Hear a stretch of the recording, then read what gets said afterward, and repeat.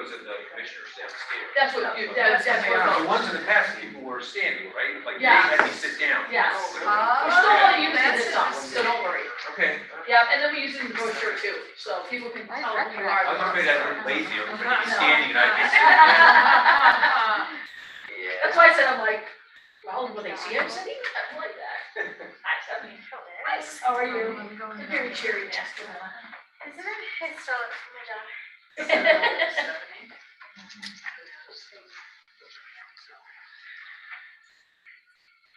YouTube is live, everyone.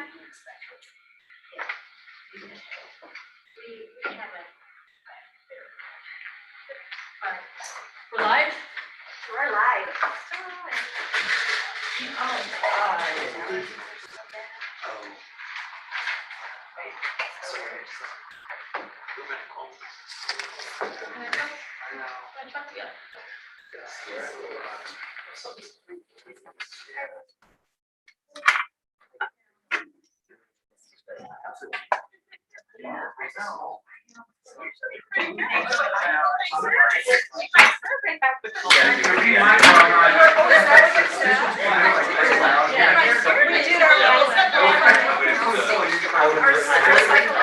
I got stuck on trust. You're awesome. Thanks. I just did one, a really short one. That's it, and, but I didn't find it, so I didn't think it came through on mine. So I made them resend you a card, because you two are the ones who didn't take it. I couldn't find it, I went back to my box. I thought it was gonna take a long time. It took like 2 minutes. Did you do your thing from Carol sent yet? I did, after I got your email, I activated my new email account. You did it? Yeah. Awesome. Oh, good. I got stuck on the one that said trustworthy. I'm a 5. You analyze something. It's your gut, it's your gut, what's your gut? And then I felt bad. I thought if I said that and then I had it one time. I have to tell her what I want to actually hide it. So it's been bugging me ever since. Risk taker, you don't know which one you like, right? Is that good or bad? All right. We have a couple minutes. Yeah. Oh, thank goodness it was before you. Oh my God. This is the Hey, I know, this Hey. is so nice, isn't it? What? Yeah, I think Like, we did. I'm waiting a question. I do have a question, but I'll ask later. Okay. Now you have all your free. Now I'm a little straight. No, it's. Now we're free. Want me to serve you on the toy again? I'm getting, You know what, that was the most delicious LaCroix I ever had. Was the one that you served me. Oh, No, we're not gonna change any of our check signage. We don't need to. No, we just dropped it. Don't send it. Good. And I mean, like, our nice little system of I look at the checks. Oh, no, we're gonna do that one, yes. Yeah, okay, that was. So that's the last one. For now. Well, Don't. that's all I care about, because I That's okay. don't want to make it. Sorry, probably have. I do come in more often You should now. probably have. We're gonna email, we're not gonna have them. Yeah, like the same contact process, that process works well. I do that for others. Oh, that's so Yeah. fun. I cook them, I Yeah. peruse it, I like to work the last course was you guys can do work sessions.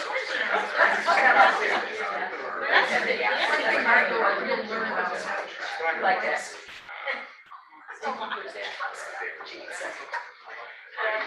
So today I actually left the gym, and right, I went down to I was like, you know what, I'm walking today, I'm gonna leave the gym and go the shortcut way. So I walk right up these stairs, I leave the gym that way, and I'm like, Oh, yeah. the one day that I decide to take a shortcut is the day you decide to repave Yeah, you did that on purpose. the thing. We said, This is perfect paving weather. it is, this week's gonna be perfect. Perfect paving weather? Perfect paving weather. It's dry. You All are right. interesting guys, that's how you're mine. It is. Well, When you have like 4 days to cram a project in that's in front of the community center. Something to take the edge off. Yeah. That is true. Whenever you are ready, so. Let's do it. Okay. Can all, oh, Lisa, would you please do the little rigmarole? Can everyone see it here? Well, we actually, We don't I need to. didn't change Okay. that because we're all here, so. Okay, so I will just. You should start with this meeting being Yes. recorded, so everybody knows that. Yes, this meeting is being recorded. Once President Brooks asked me to call the roll, indicate you are here, as well give permission to record for the record.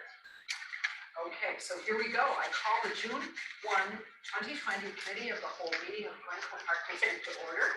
Lisa, please call the roll and note the time.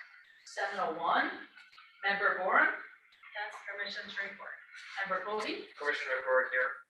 Member Schneider, Commissioner Ford. here Brooks. Here, permission to record. It is our practice not to address questions at this time. However, we will take comments under advisement. Is there anyone who would like to make a verbal comment? If so, please limit comments to 3 minutes per person. This would be what Ms. Shepherd would read it.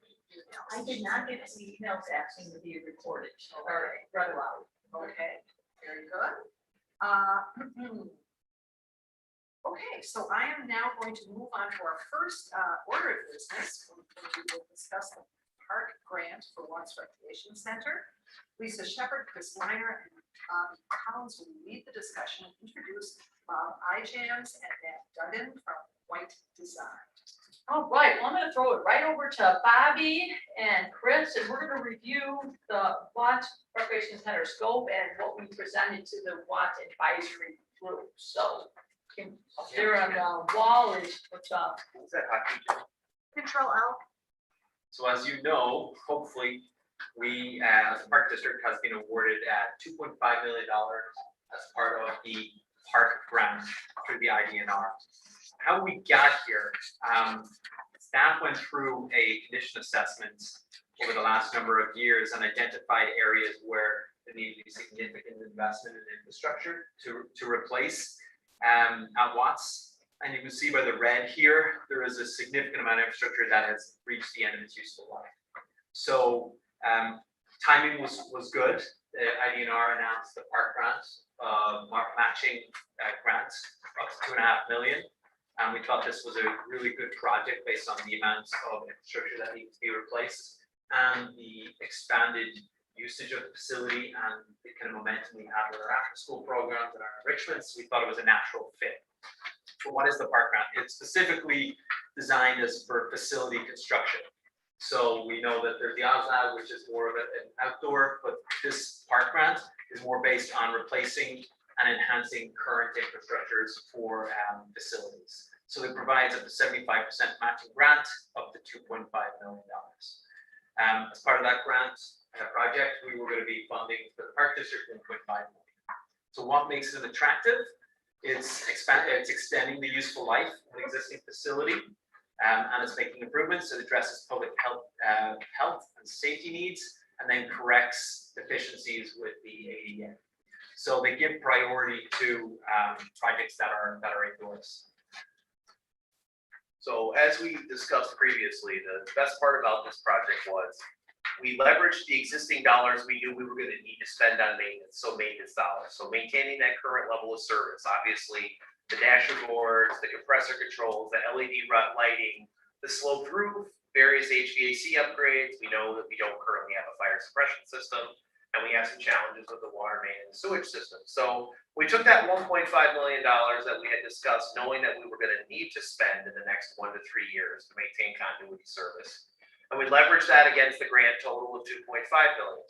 So for that $1.5 million that we knew we were going to need to spend either way, we were able to get the renovated indoor space. So that includes the additional programming space, the very necessary ADA upgrades, our elevator, restroom improvements, improved flow in the facilities, as far as the front entrance goes, the skate room, those things, and a fire suppression system. So effectively, we have the park grant, which is a $2.5 million award, and the net cost of the district of $1.5 million.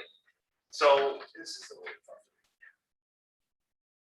So this particular graphic shows the project timeline. It's a little tough up here on the wall.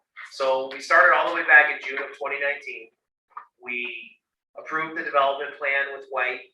Back in August of 2019, we moved forward with community input in October of 19. We had community input meetings again in November. The board approved the concept plan, which White is here tonight to talk about. So again, that concept plan is basically our foundational grant application. Our project can get no smaller than the concept that White is going to present to us here tonight to meet the expectations of the IDNR in executing our grant. So the grant cycle closed in January of 2020 and we submitted our grant. And then as we all know, March of 2020 happened and we took a pause for a year. Awards were announced in March of 2021. Again, as to what Bobby said, there were 96 applications. Sorry. it's over the Chris, black. we're so colorblind.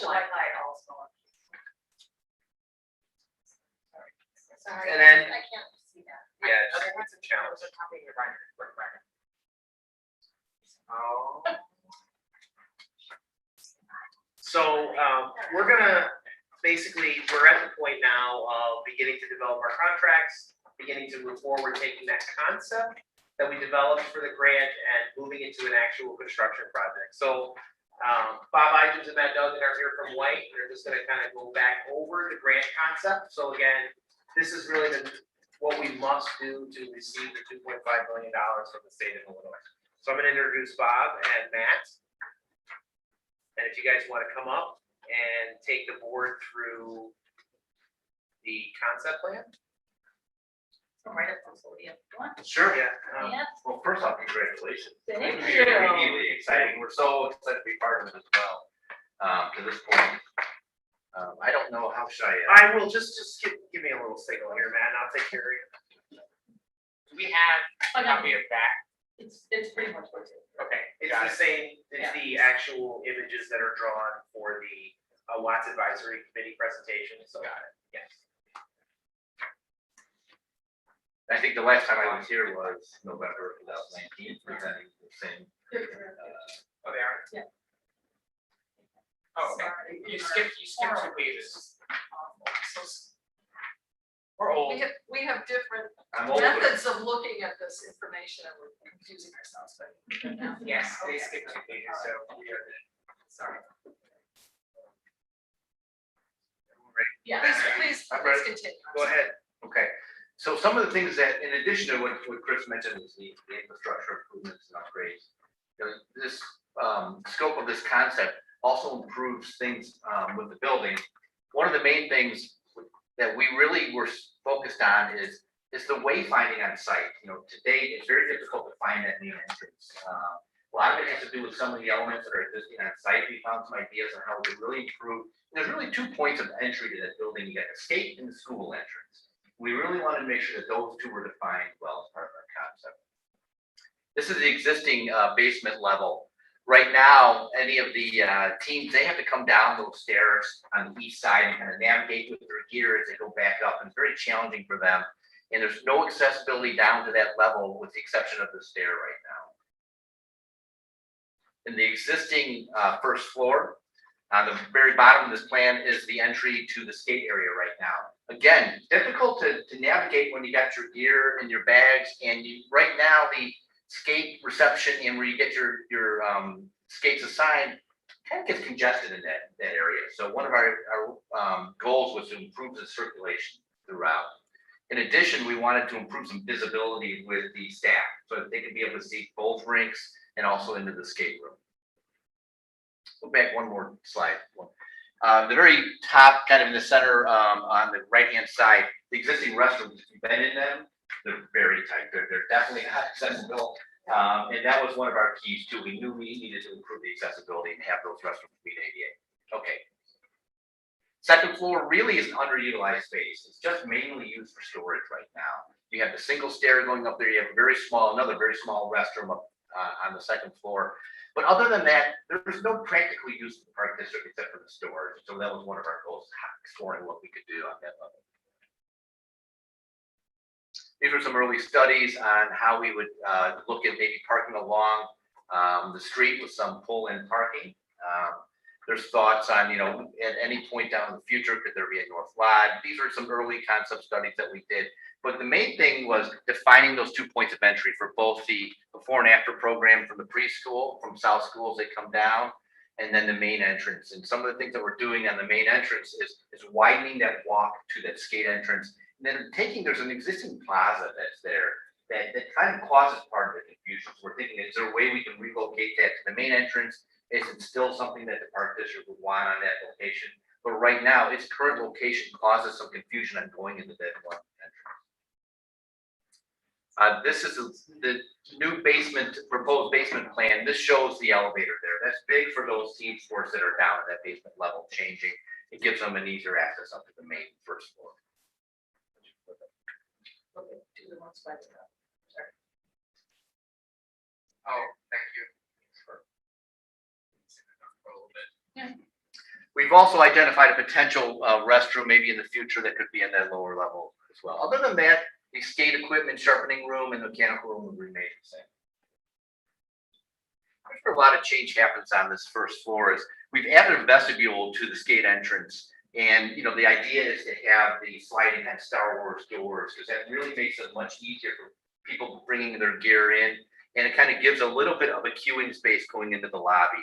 We've also changed the skate desk to have 2 points where you can actually check in at the main side, right at entering the doors. But then if you want to pick up the skates, you can do that on the north side of that plan, on the top of that plan. We've also, right now, I believe that the staff area actually step up into, which is not accessible. So we've revised the staff office and done a couple of things. We've provided visibility from that staff office in all directions, so they can see the lobby, they can see the studio rink, they can see the main rink, and they can also see into the skate room. It kind of gives better control. It also allows, you know, maybe you can have a single staff person working that area at certain times. So from there, the lounge, kind of uninviting right now, and we want to look at how we can dress that up with some finishes and minor modifications, but to kind of create a little bit more of a space for parents to hang out while they're waiting. Similarly, in the skate room, no storage.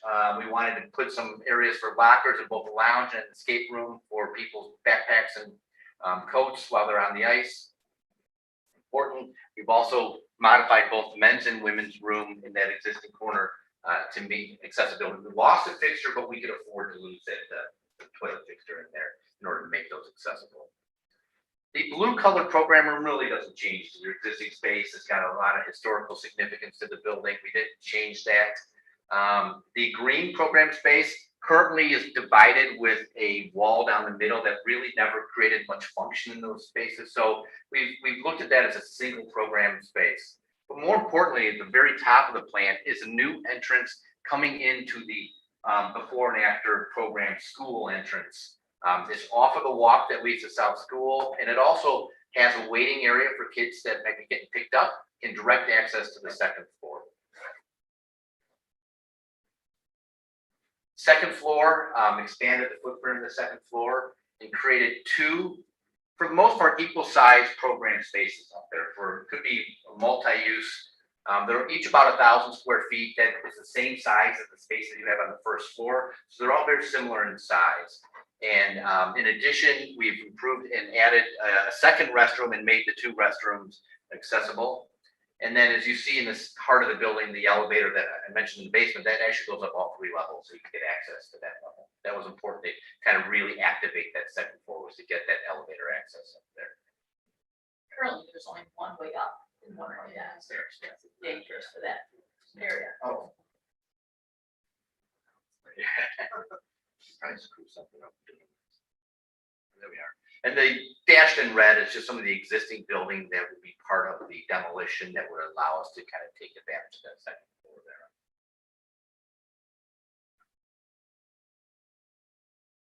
Again, in the package, just to show you which walls get demoed. This area here, where the elevator is going, really was a unused, almost like a catering kitchen that was in there. The concession stand. Yeah, and so we've kept a function of a kitchenette here, but then we're able to take advantage of some of the space to get that elevator. It's the second floor that's existing, again, mainly storage as of today. Just a question on that second floor. Yeah, there's probably room for questions later, but while you have it up there, how do you get from, can you go back, how do you get from the red room to the bathroom?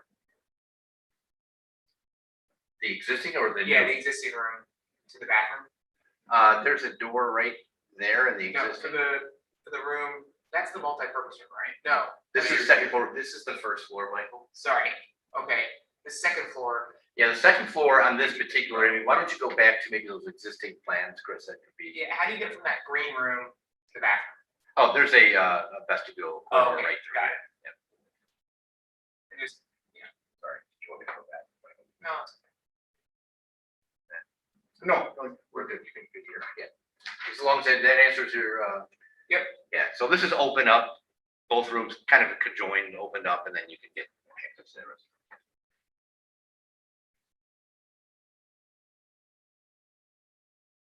If I flip back to where we were. But go back. Go one more. One more. Backwards. Which way? Forward, I'm sorry. Want forward? Yeah, where we left off. I think this was it, right? No, one more. This is it. Yep, that's just the isometric view of the demolition of the second floor. It's easier to see kind of the plan. The next view, though, you can flip the page. This is showing a massing of that new addition off of the north end of the building. It's not meant to be the architectural design. It's really meant to be the massing of the building. You know, we do see importance of matching some of the roof lines that are there existing. We do see that, you know, important to identify that entrance for the school. So both from the pedestrians maybe coming from the school or parents dropping off and picking up, it's very clear where the school entrance is. This is where it's a little difficult on this view to see, but this is where we've extended that vestibule into the skate room too. Some of the improvements on the exterior, we're showing a new 30-foot high net skate puck net, especially right where you have a lot of the residential homes backing up to that. So it's kind of to keep the pucks in the. And then also upgrading the existing lighting in both the plaza and around the rinks to an LED. This new fence line along the north really provides a better control and security. Right now, you actually exit out of the fence to get over to the team boxes. This kind of keeps all of the players and coaches and parents within the Watts site and not having to leave to get into the stands that are on the east side of the ring. That may be it. Is there anything about that? Next slide. Basement view. I think we can probably just pass through these. These are just same plans that we saw in the last slide. And that's what we presented back in 2019. Right now, this is the concept that we continued with. This is what was showed as part of the park grant application. Any questions on it?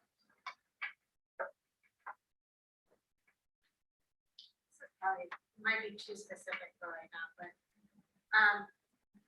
where you have the kitchenette, we had access to that from the front room.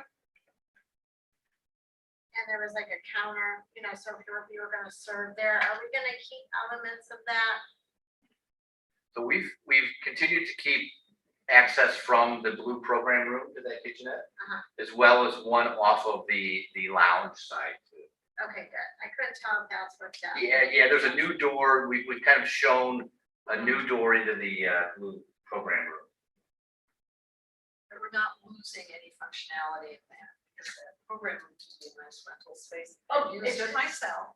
and Exactly. use the kitchenette, so. The kitchenette's the perfect size for that room, the Yes. other was wasted space. So it's just like, Yeah. lots of square footage Yeah, for no that particular reason. Got it. but there's no counter anymore, Stephanie. I think that's the difference. So were we talking about like a roll top window? Is that what you were asking, Stephanie? Well, yeah, access and serving. Yeah, I don't think you can serve from, I don't think you can sell from it anymore. No, we're not selling. Right. We're not using it as a concession stand anymore. Like when we have special events and they have hot chocolate out and things like that, is there gonna be? We'll utilize other room, but the time we do it didn't justify having the big concession stand area. We needed it for the elevators. We'll still be able to do hot chocolate with events and things like that. I don't think we'll lose any functionality that way. We'll still be able to, if you have a birthday party that wants to keep the cake in the fridge, or do something like that, but still, we're not gonna need the full concession area. And space for, I mean, a lot of lunches are stored there for camps and for snacks, there's still gonna be both sides capability. We little fridges in the program rooms too, so we don't foresee any restrictions there. We'll be able to take care of all that. So in the blue program, room, not to belabor a small point, that's how we come with it. Apologies, but obviously we were thinking something. If you rent out the program, room, you wanted to use the kitchenette for food service or something like that. But it would be through a doorway, is that it? There was no, I thought there used to be a There's a window roll there. up window. Yeah. So it should be much more functional. We Right. won't have to serve it through the window or walk around. Oh, there didn't used to be a doorway, that, I remember, okay, Yeah. yes, yes. There's a metal yes, counter. Yes. And a roll up down. Very good. I'll just finish one more question. Is there, and the plans don't show this, obviously, this is preliminary, but lots of nice windows on the second floor so the children have That would be our goal as well. a connection to the outdoors and all that. Oh, good. Okay, thank you. I have a whole bunch of questions, and I'll try and be succinct.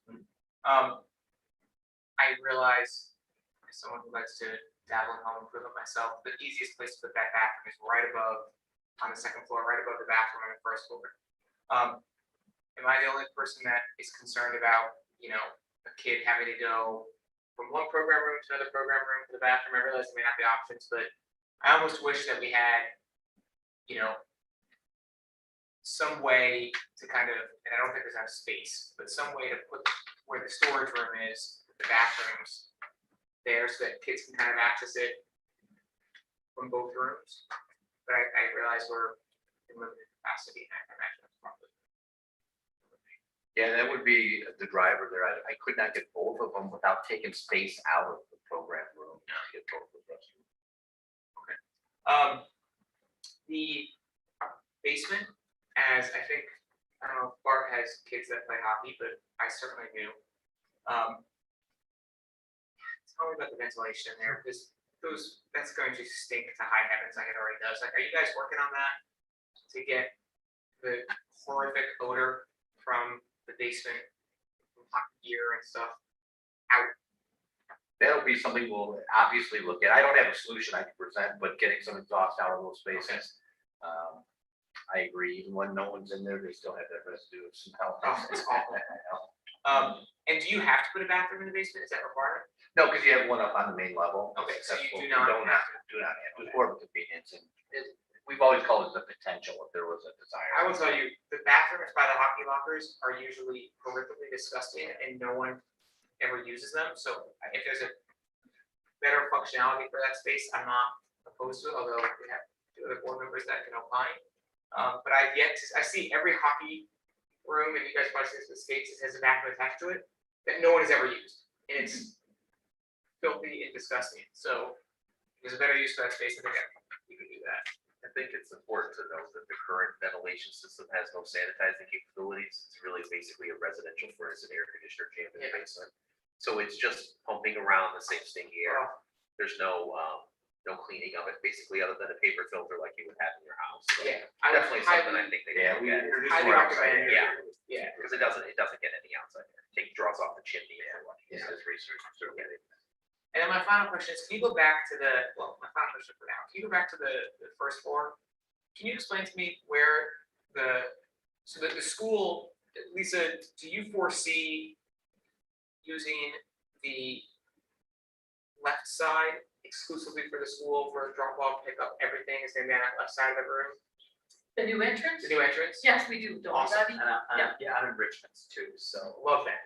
And then, where is the new entrance? Is the new entrance, so it's really the same entrance, so we're not Same using entrance, that, but we extended it out. because you were mentioning the confusion of the building, so it is very confusing where you've got this beautiful building and you don't enter there as well. I'm not opposed to that, I actually think people can just deal with it, but I thought you were gonna, I thought Well, you were they're gonna address right. it, but not really. Part of the confusion comes, there's a plaza that's Right. outside of this. Yeah.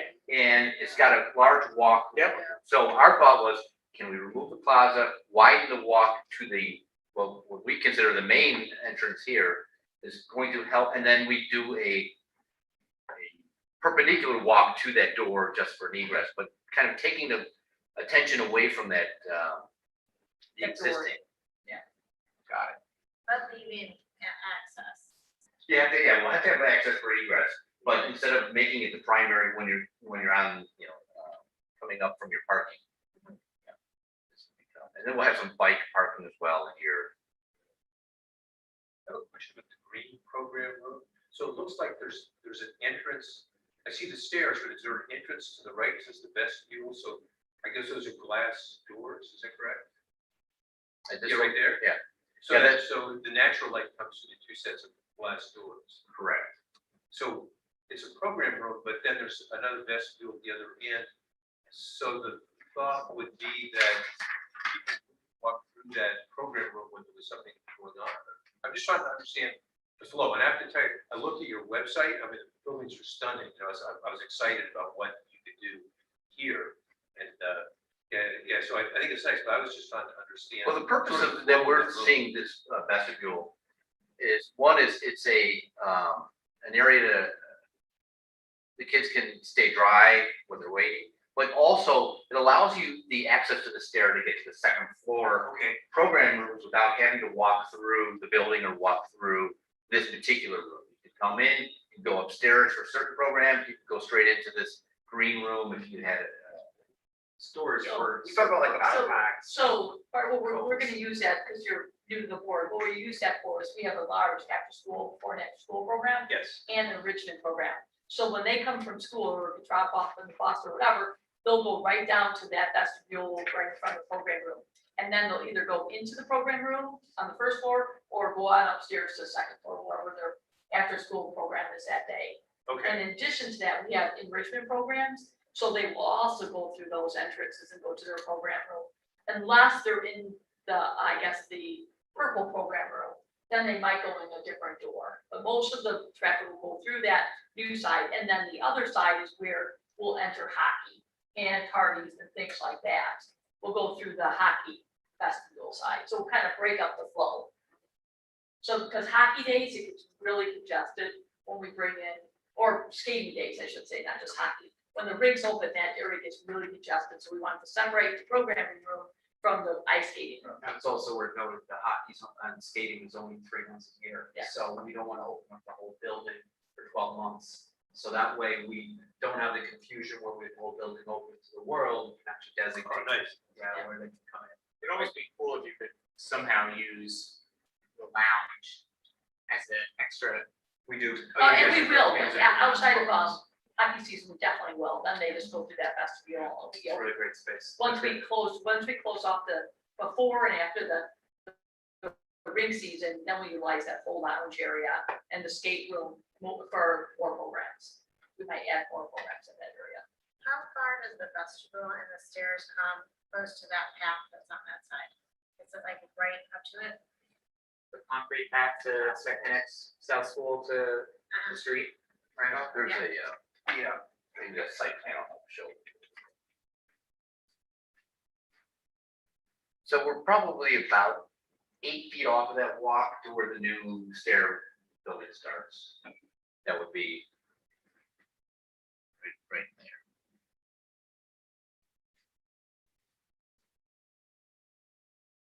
Is that the only new part of the building?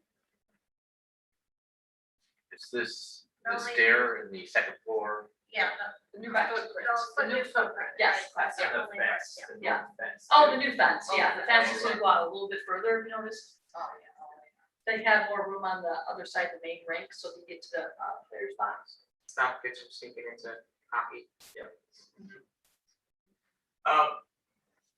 That's a quick question, stepping into that with a quick brain. I have a totally random question. The ceiling in the existing program room that we rent out that you were just talking about, Lisa, is vaulted. Is that right? Is it vaulted? Correct. Was there any consideration to maybe unvaulting that and putting an extra room upstairs? Did we talk about this? 2019 seems like 20 years ago. So forgive me if I'm wrong, if we've done this before, but did we ever think about that? Well, I think that room is probably part of the charm of Glen Cove. I think we would be Architectural integrity. I don't think we could probably, I'm not an architect, but that'd be. I know early on in the conversations that there's this historical dances were held in that room, and there seemed to be a lot of history that we didn't I do really not want. want to interfere with the emotions of the people. So I redact the question, and we probably did discuss this. Well, my world, I can say anything possible. There's a reason why we didn't. I just don't want us to think, well, yeah, I just don't want us to think like, you know, in 5 years, like, oh my God, like, we needed more space here, the demand is growing, and, you know, we should have, could have, would have, at least we put it on the table, and if the answer is there is some architectural, emotional, sentimental, or we can't afford it, I'm okay with that, and we can just speak to the, you know, in 5 years when we have to. But it looks great. I think people are really excited about the committee. They were, right? Really excited. I think the only thing that was, I think, frustrating for the committee was the parking, which there's not much we can do about. Yeah, and it wasn't even the whole, it was only, Couple of people. I would say, yes, less than a handful of people, right? So it wasn't a committee as Right. a whole. And No, I'm it's gonna not. add something to that. We brought, I was your role last year. And you did a fine job. Well, I've lost my position, but in any case, the whole parking thing came up, and there was a really large group of people there. And the consensus, the overwhelming consensus is parking really isn't a problem. There's plenty of places to park, and if we have to walk half a block, it's really not that big a deal. So at that point, it seemed like an absolute, and then one person brought it up as happens, but that doesn't really reflect the feelings. The whole of feeling. group, so. In fact, we got some calls after the meeting saying, hey, we just want you to know, we don't feel like we need parking.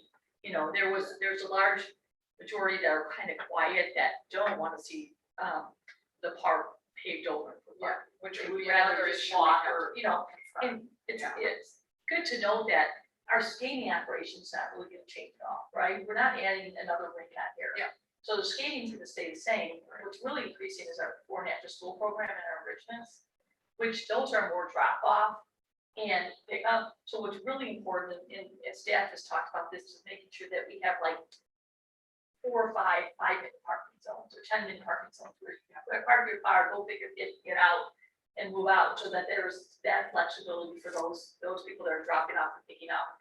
Not a lot of those programs in this particular building will be with parents that stay there with them outside the park or out skating. And this year, how we did that pickup drop off line really helped. It really helped. It did. So, and as you know, so you're a big part of that. So, that was an important part. And we're not expanding any of that footprint, so that function remains. Exactly. Are we putting slotted, is that what the parking's going to end up looking like? Are we definitely doing this? Or no, we're not. Original concept. Original concept, okay. There's a concept, and that's not within the funding mechanism we have. Alright. Unless someone knows. So then, Well, we still think it was a good idea. Want to talk about the timeline? sure. Yeah, I'd like to know how long the building is, commission for if it is. I presume it will be. This is a high level kind of milestone.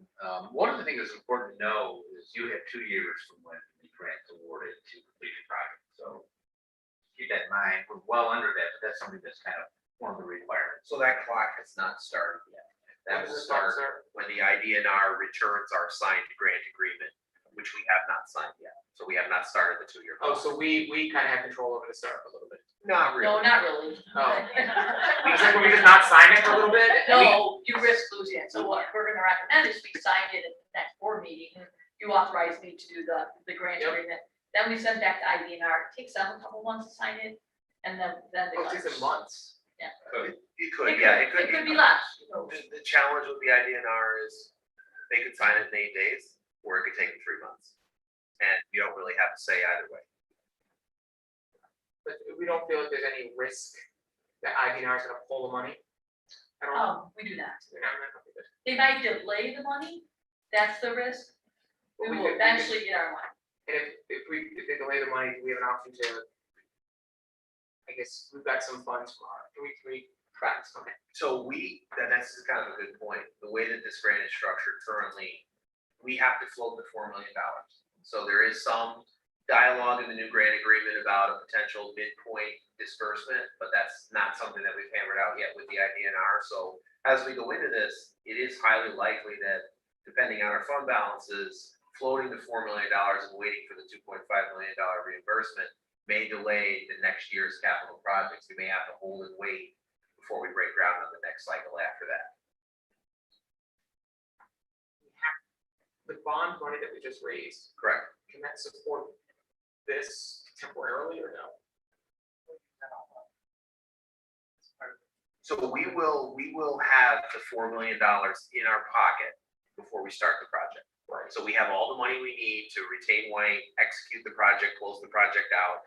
Once the project is closed out, we've met the IDNR's expectations. We go through the legal process of submitting, they reimburse us for the grant, for the 2.5 million. Got it. And that was, okay. Does that make sense? Yep. And there may be a midpoint We have to disbursement, float we the don't know yet. Yes, we gotta float it. Provide some references in here for other, like Glen Ellen and other areas. Was that for buildings at hockey rinks, or that was for other community centers? That was for, Oh, yeah, just other existing client references. Okay, all right. No, I was just wondering if there was anything you had done that was related to hockey rink that inspired certain thoughts here, or something that I like to look at things, is anything I can look at and say, hey, these are their ideas here. But yeah, but you guys do a lot of different stuff. I'm not saying that. we have some local rinks and indoor, outdoor. The Niles Park District has an indoor Okay. and outdoor rink that we had done. It doesn't have the nostalgic value they Right. Well, not many do. But it's important to understand that we're not really doing a lot of architectural changing design wise to our rink. We're not changing our rink, how it's laid out, we're putting dasher boards in, things like that, so it's not, that's not changing. It's the building. Yeah, I was thinking more of the building. was Yeah, really- they in just terms of flow did from- Northbrooks. Yeah, like, because I like Michael's point about you get it, smell from like the hockey gear. I lived in Europe for a while, and in all the buildings, there's a drying room, there's just ventilation. The windows for laundry and other things, so. So you just did Northbrook, which one? The Technique Prairie Activity Center. It's a recreation Oh, center. not the things, not the ice rink. No, No, the That rec center. hasn't been touched yet. No, the rec center, they just did it in the rec center. I think it's important to frame this as a lot of replacement of the ice rink equipment, but this is really truly a recreation center style project. I mean, the dasher boards that we're gonna buy, that's out of the catalog. The lighting, that's a very standard item. The compressor controls, the computerized control systems, I mean, it's not something that there's gonna be a lot of dialogue on. I think that White's resume is very strong when it comes to the recreation center. I mean, ice rinks are a very niche industry. We have an unbelievable consultant on B32 who's done ice rinks from the NHL all the way down to, community level like ours. So we're very satisfied with their ability to execute a project at this scope.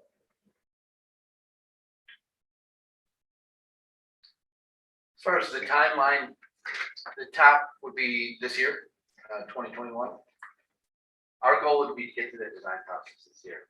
That includes kind of, evolving from very schematic, developing the design into more technical drawings. Could you define those, what each phase Sure. is? So schematic design is really taking this concept and really starting to ensure that any code challenges that might be there, any special program needs that may not have been shared originally, start to develop that plan a little bit more.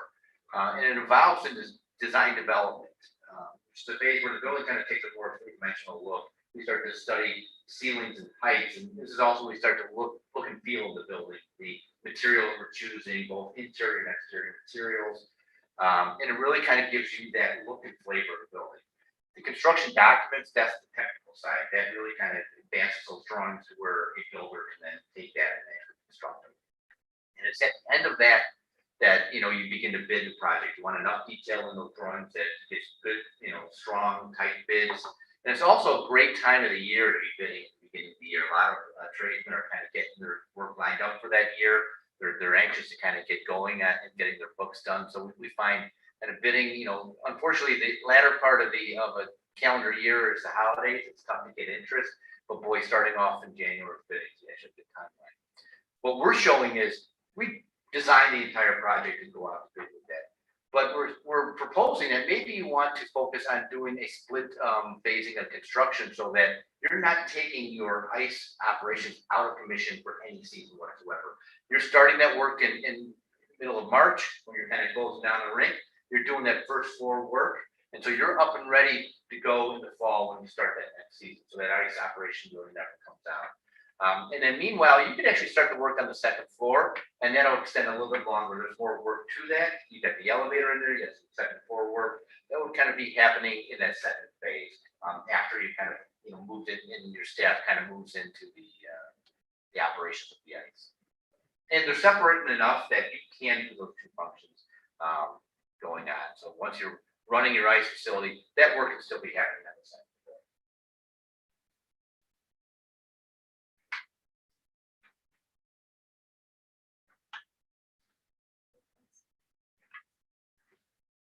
So, really, the only other item that came up during our, Watts advisory meeting was really the, discussion about the cooling floor.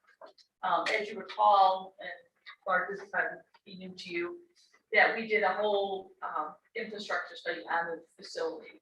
And they said cooling floors will last about 8 to 10 years. That was two or 3 years ago. And since then, since we've actually applied for the park grant, Chris, you want to tell them what we found in the cooling floor? You have a bit of a Pipes. So, yeah, Underneath so, the- okay, yeah. just to kind of define the way the cooling floor works, is we have, plastic PVC pipes, they're, fusion welded together, they're bored into concrete. Glycol, which is very similar to what the antifreeze you might have in your car, is chilled in the compressor, pumped around throughout the concrete, brings the concrete slab down between about 8 degrees and 20 degrees, depending on what we're doing, so we can make the ice. This year, we have a leak. So we've had leaks before. We had a leak 4 years ago. It worked its way into about a $60,000 repair. There are two types of leaks. There's leaks you can fix, and then there's leaks you can't fix. And we were able to operate the rink this season with the leak by topping off the glycol as we go with monitoring it. That's really not a long-term fix. You can't continue to just top it off, top it off, top it off. So what we're proposing is to move right into an assessment of the leak. Because we need to know going into this, is this a leak that requires a 10 by 10 section of rink floor to be cut out and repaired, and it can just incorporate it into our project? Or is this a leak that we need to look to how we're gonna fund that phase 2 of replacing the cooling floors sooner than we thought? So really, the discussion, what we're looking at is we want more information or make a recommendation back to you. It might be the discussion, and how you have that discussion when you get to your car and you get to a certain age. And then you take it to the mechanic and they say, oh, you need a new transmission. You're And wondering. they're like, should I do new transmission or should I buy a new car? And then you're like, I'll put a transmission. And then 6 months later, oh, now you need new brakes. Oh, should I buy a new car or should I fix brakes? So that may be what we're coming down to, is that we have to have a like logical decision. Should we spend, it's $1 million, it's hard to choke that one down now when we're under construction? Or should we do a phase 2 like Hawk? Now, remember the criticism we got for Hawk? I don't want to do a phase 2 like. Phase 2 of Hawk, you remember that whole thing? But it's something to just, that you do phase 1, we all know we have to do a phase 2, and then all of a sudden it looks bad because you're tearing it out. Again, they're like, well, why didn't you just do it once? That's what came up at the committee when we talked about there, you should just do it all once. So, Did we have, did we, in the, what did we just do a bond for? I forget, my work bond was 6.8 billion, that we worked on. What was our? You know, it wasn't that one, Mike. It was that one, I know, it was Yeah. about. I don't think it was 6.4, because Yeah. 4.5 were committed. Already, how much, Chris? About 2 million. Right. Okay, so Then there's about 2.5, 2.6 left. did we, remind me, because again, I'm blind and I'm obviously forgetful. Did we allocate, so 2 million is committed for what we did about 6 months or 9 months ago. Did we allocate anything to Watts in that? So can we put a pin on that and we come back and talk about capital projects, because I just want to load that out there. Yeah. But that's a question we want to answer, but let's get through this part, so let's talk about now so these next gentlemen can leave, the white, contract, we'd like to approve at the June 15th meeting. So we put it in your board packet. We have these gentlemen here to answer any questions. Do you have any questions about their agreement? I want to remind you that in their agreement, there was some talk about, also doing the construction management part. We're not looking at that right now. We're just looking for the design, and then we're gonna come back around and talk about the construction management portion. But that's optional. We're gonna look at all It's different not optional alternatives. in executing the project. Yeah, It's it's not- optional as to whether White provides that service for us or it's provided Yes, by yes, us. we have to have, construction management for this Right. bigger project, yeah. It is 7.5% is not included. 7.5% is for the Design. Design, yes. And just remember that the grant also, we can allocate design services to that grant money, so. So that, White's Oh, yeah. fees are included in the grant, the estimate, the $4 million that was sent to the IGNR included an allowance for those design fees, so that's part of our match to the grant. I mean, does it really matter if we're putting around 1.5 in anyway? Well, that's, Correct, we're that's just telling you, that's correct. part of it. Yeah, but doesn't, it's irrelevant. It's irrelevant, whenever we say White's money comes out of the two Right. point five, the state or the Right, 1.5. yes, yes, exactly, It's so irrelevant. relevant, yeah. With this grant, is there any kind of special, like with the trail, they had to approve everything. Is there any kind of agreement with this grant that IGNR has to do anything or? So there are, like, quarterly reporting, and there are the performance expectations will be namely specifically related to the grant that we submitted. So the trail grant was a little different because they wanted to make sure folks weren't submitting a sidewalk and calling it a trail. So they outlined what they perceived the trail to be. This grant could be applied to the Watt Center, it could be applied to a swimming pool, it could be applied to a tennis center. So there's not a specific grant language other than we obviously need to be ADA codes, we need to meet all the modern building standards, and we need to make their quarterly reports. But there's nothing in the grant that says you have to use this flooring or that window or this kind of door. And when you give them those quarterly reports, are they approving it or it's just you have to provide them information? You have to provide that information. Okay. So those are the same quarterly reports that we do on all our IDNR grants. It's basically a status to say, this is how much money I've spent. And the designing wouldn't have anything to do with those reports, but whoever we hire to manage the construction, are they completing those reports? They would support us in helping to complete those reports, but ultimately, those reports are signed by, they're helped to be presented by the CM, but they're signed by either myself and Lisa. So the IDNR does not need to approve our design, but they will not pay us if it does not meet the expectation of what's in the grant. So they basically have all the control. We won't find out at the end of the project that it doesn't meet. We're gonna be connecting and communicating with them all along. Same as with the village staff as well. Good questions. Yeah, excellent. The schedule of work is pretty vague here. 5 to 6 months. Just want to make sure that we're all on the same page here with, I don't know, pandemics and things like that, that things are taking longer, construction's taking longer. Is there any timeline for when these folks leave our project? Or is it really just tied to the project being completed? You mean White? Right, the design, does design just go up until the start of construction? Is that? Would you define? I don't understand. I'm not a. No, architect, no. so- We continue through construction because we become, we need to ensure that what we design is built properly. So I think Michael's question is, we currently have an IDOT project and we had an ad for a CM at the end because the project went 3 months longer than it was meant to. So we ended up having to have an additional cost because we are required in this project to have a resident engineer on site. Your fee today is for everything that you've outlined in your agreement. And if the project takes 4 months extra, we're not coming back and providing additional fees because it's basically you're in till it's over. Outside of the CM. Yeah, that's not, I don't think that's clearly, hey, you're into those over is clearly outlined in here. I'm sure that's the intent, but just, if you guys may want to just double, triple check that.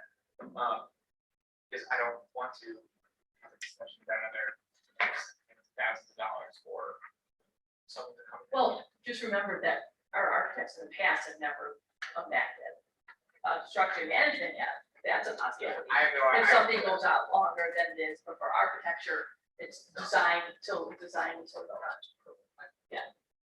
That's how. Usually the CM is the part where, once the shovel goes to the ground, that's where you find the challenges. So the give and take with CM is you can either go in and create this all-encompassing contract that's just a forget me not. Yep. And you end up paying Through the 8 or 9%. Or you have this really very tight contract and you say, okay, well, I'm gonna pay you an extra $700 per meeting that you attend. And I only need 3 more meetings. And that way I spend an extra $2,100 versus say, 20,000.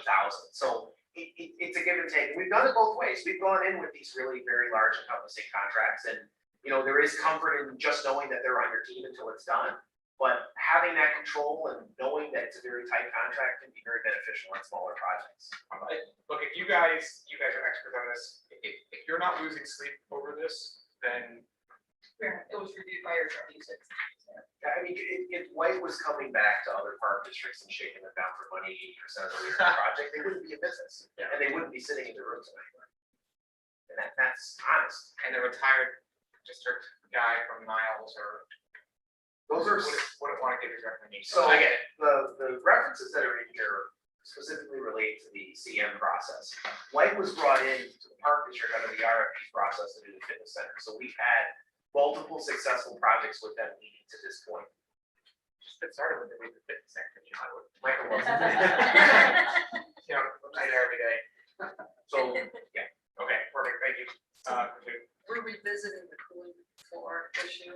Yes, That's and not- when we go to, capital records, yes. so So any other questions on the? anything related to the cooling floor that involves White Design and their subconsultants would be an addendum to this contract or a separate agreement at this point. Any other questions? There's no new technology that we're doing as part of this building renovation or improvement. Is there just, things are wearing out, they've been there for a long time, we're just getting new equipment, dashboards, whatever, right? There's no, Well, for the dashboard, yes, we have new dashboards also worn out. but in terms of like, Well, if the Heaters, cooling pumps, floor and stuff like that, that would be different. well, but that's different, right? That's a part of this. Yeah. We will be getting new computerized controls for the compressor systems. Our current compressors are running at relays. So when we have a brownout, we have to go through and check, pull relays, things like that. So we're looking at a computer control system, something that our facility techs can get updates on their smartphone for what the ice temperature is. So really, in that sense, it's bringing the rink operation into the modern age as much as you can with 28-year-old equipment or 24-year-old equipment. Good questions. Anybody else? Any other questions for? So yes, we can't technically approve this, we just. No, I just No, need no, a no. We need a consensus to consensus advance to it the since board it's meetings. So, consensus first, or we could dismiss our visitors. Why don't we do the consensus now? Okay. Because that might lead to more questions. So, do we have a consensus that we're going to move this to the board meeting? Yes, I'm fine. okay, very good. Are You there guys aren't losing sleep. any other questions for Mr. Duggan and Mr. Yes.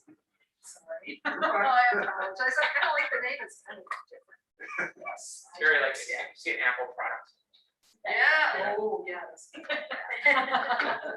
My daughter's gymnastics teammates on iTunes.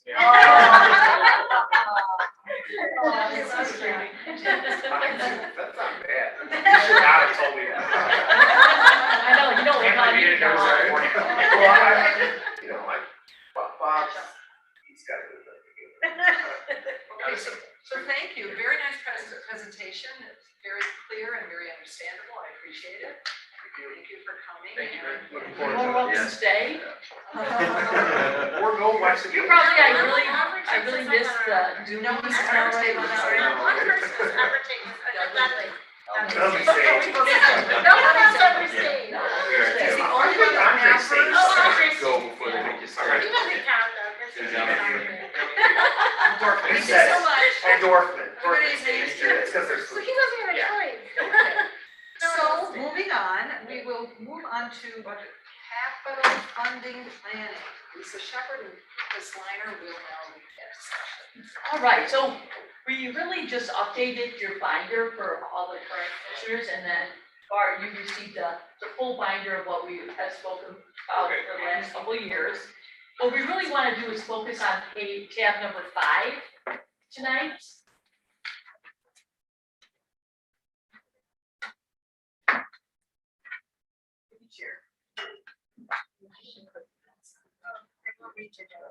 Okay, so we're just gonna bring your attention to what we have approved in the past and what we are, where we at now from our last discussion last year.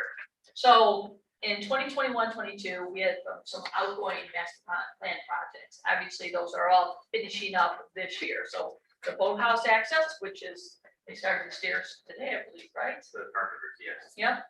Beach access crib wall. South overlook is complete. Park drainage is 65% complete. The pier decking will start in the fall, so it's in design right now. And we always have a take up roof sinking fund so that we can afford said roof in how many years, 10 years or whatever it needs to be replaced. And then we had the Watts dasher boards. Obviously, those been postponed because we got the grant. So now we're gonna go into the proposed fund list for 67, 69 for next year. As you recall, we had, when we presented you with this book originally, we had 2 options. One, if we didn't get the grant, one if we got the grant. So obviously, with not getting the grant, one is out and the one getting the grant is in because it substantially changes what we can spend money on because of this. So right now, we have, I don't know, Chris, if you want to jump in I anytime think now. Carol's probably making a correction somewhere. Fry. Yeah, I just put a spelling error in there just to make sure you guys all read it, because I know we have some first graders on the board. So first off, as far as the projected balances go, these are audited numbers, so we're gonna see, except for the bond balance, that's included the boards that were postponed this year. So we'll likely see some movement to these numbers, hopefully in the right direction, because they're pretty conservative, as we're still, as you can see in the previous page, working on some of our fiscal year projects this year. So you can see really the Watts project is gonna dominate our capital plan next year, likely for the tail end of the year after that. We had briefly talked about fiscal year 23-24 projects. We had Lakefront Park, Lakefront Tennis, the port in place at Friends, the Shelton Pathway and drainage. So you can see how at this point dependent we are on the disbursement of the park grant funds. So you see down at the bottom, the funds available for future planning. Right now, our estimate is somewhere around 2.6 million. That's expecting the $2.5 million from the IDNR. So obviously, we're gonna be in a position where we have the money to do this project based on our balances, but at the end of 23-24, that's where that IDNR money is really gonna come in handy as we start to move forward to the next phase. So you can see on the bottom, I have my favorite project up on the top, the maintenance center. Oh. So this is really our deferred maintenance backlog right now. You can see that we've currently got the ring cooling floors on here, the compressors. We know that the beach house is starting to get really tired on the inside. The shelters in the boardwalk, the playground and the splash pad. So all of these deferred capital items are drawn off of the heat sheets that we use, the red light, green light sheets. So these basically represent all the red light projects that we have in the next, 3 to 5 to 10 years. So as we kind of go forward with the dialogue about the scope at Watts, we are having to be realistic in knowing that any addition to that scope may mean that something on this list has to get pushed back even further, or there is a risk of having to take something out of service. And those risks are different. I mean, a risk like taking the Milton Playground out of service is a very different risk than taking the ring compressors out of service or losing the field lights at Taken. So that's where we just want to have that dialogue. So that's what you think about when we're looking at the list, like if we lost the ring cooling floors, we couldn't operate the ring, obviously without being cool guys, right? Does that mean push Milton or Lakefront or playgrounds back? Will that severely hurt our operations? Yes, people would be mad because they want their playgrounds replaced, but we could still, there's other playgrounds in town, so that's kind of how you have to look at capital projects. Also have to look, when you're looking at this, when you see the $9 million, you have to understand that probably our debt falls off of this building in 2025, right? 2025, at that time, you think, well, it looks like more and more likely that we're gonna have to go for a referendum to replace some of these assets. In 2025, the debt falls off, we go for a referendum, your taxes never raise because we keep at the same amount, it just keeps at the same, instead of letting it drop off, it just keeps the same. So when you look at some of these projects, you're like, which ones of these would pass a referendum?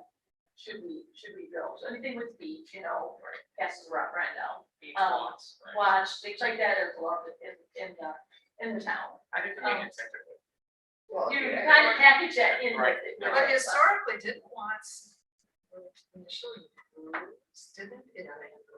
Okay, so there you go. Well- Now, let's not be so brazen, because that does happen, and we know it's important, but It I does think happen. there was, that did happen, I remember, yes, but that, the energy. So, Before, I know, I'm gonna regret asking this question, but I'm gonna ask it. Yes.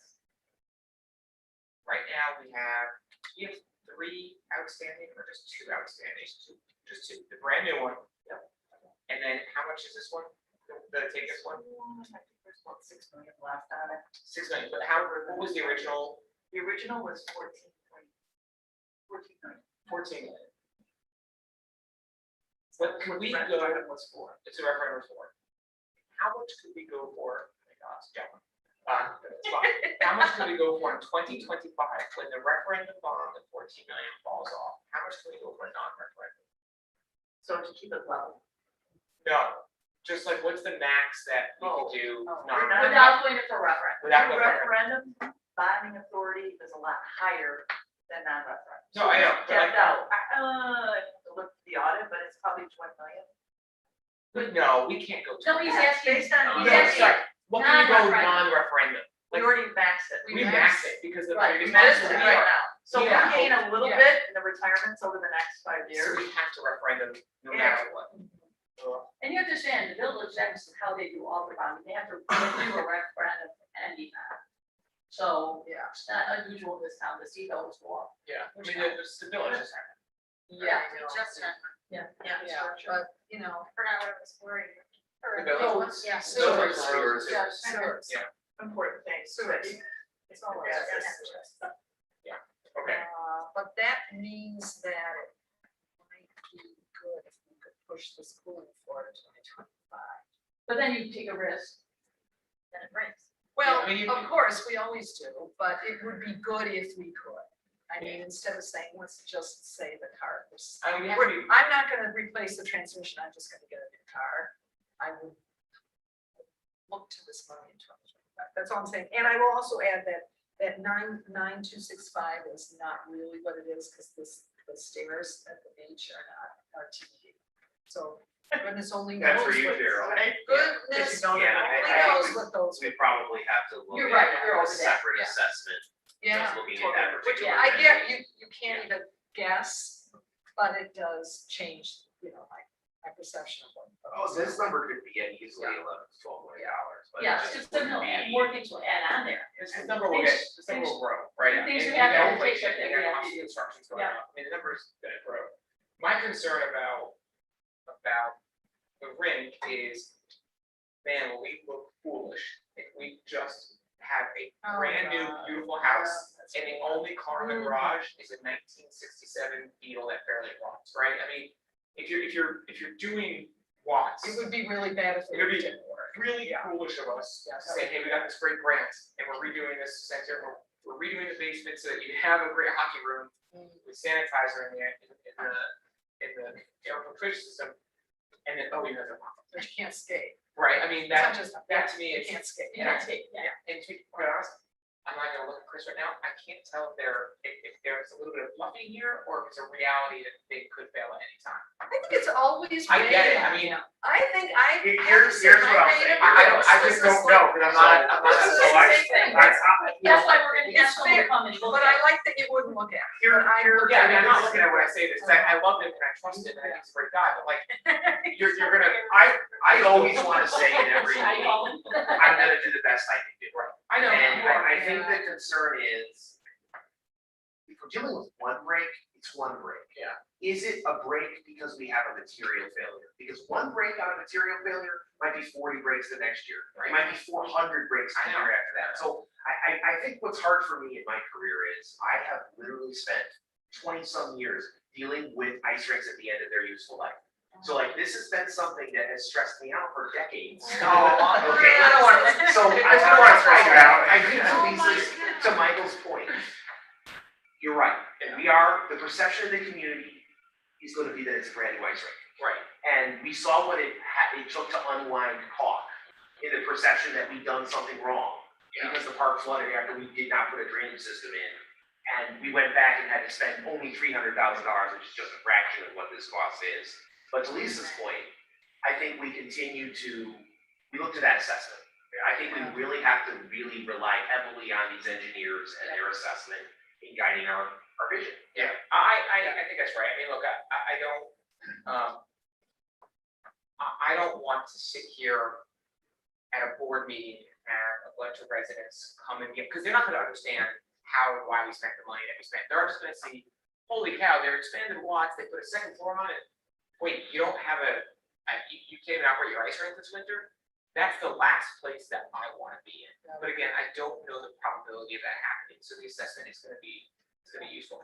You know my philosophy, I'd rather do something once right than put money into Milton Playground, or I can deal with the West Pony thing, right? The field at West School.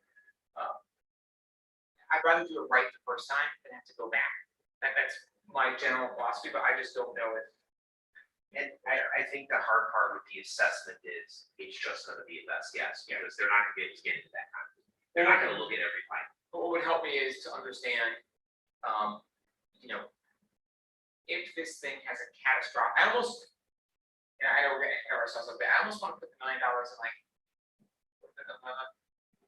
box over there and say, look, we're gonna push as hard as we can. But if something breaks, we're gonna take that $1 million, we're gonna fix it as fast as we can. So I guess I don't understand, if something breaks and it's catastrophic, how fast. You have to tear up the whole rate. I would say we're probably looking at a lead time. Yeah, we'll see. Again, could we, if we move cooling floor, we could turn around and we could put temporary cooling out there for 1 year, hold the mats down, just like they do with United, Wrigley Field, when they do the Crosstown Classic. It's gonna cost money. That could be a $90,000 expense for 1 year. We're not gonna have the cooling floor blow a line the first week of November and have a shovel in the ground within 6 months. It's gonna be a 1 year project, without a doubt.